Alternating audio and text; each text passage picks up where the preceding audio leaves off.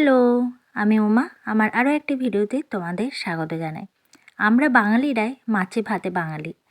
মাছ না হলে যেন বাঙালিদের ঠিক মন ভরে না। সেটা কিনা গলদা চিংড়ি হোক, ইলিশ হোক বা যে কোনো মাছই হোক। আর সাথে যেহেতু আজকে আমি তোমাদের সাথে শেয়ার করতে এসেছি গলদা চিংড়ি। আজকের রেসিপিটা একদম অন্য ধরনের, যেটা কিনা জিভে জল এনে দেবে।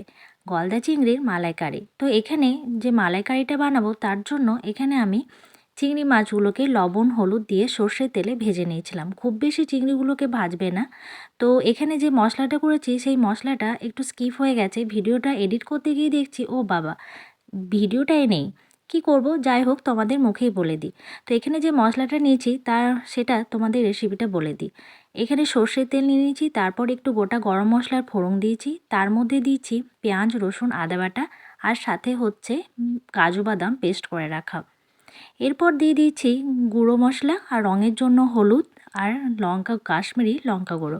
এরপর দিয়ে দিয়েছি দুধ। গরুর দুধ থাকলে গরুর দুধ কিংবা আমুল দুধও তোমরা পেস্ট করতে পারো। এছাড়াও নারকেলের দুধ থাকলে আরও ভালো।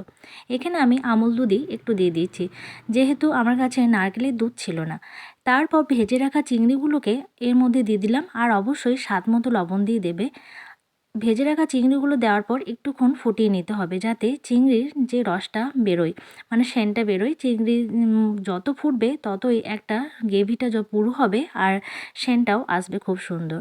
তো খুব সংক্ষেপেই তোমাদেরকে দেখালাম চিংড়ির মালাইকারি। তার জন্য দুঃখিত, কিছু কিছু ভিডিও আমার কাছে স্কিপ থাকার জন্য পুরো ভিডিওটা তোমাদের সাথে শেয়ার করতে পারলাম না। তো আজকের ভিডিওটা তোমাদের কেমন লেগেছে অবশ্যই তোমরা কমেন্টে জানিও। আজকের মতো টাটা। পরে আসবো তোমাদের সাথে নতুন কোনো ভিডিও শেয়ার করার জন্য, কোনো দিন হয়তো রেসিপি, না হয় লাইফস্টাইল নিয়ে। আজকের মতো টাটা।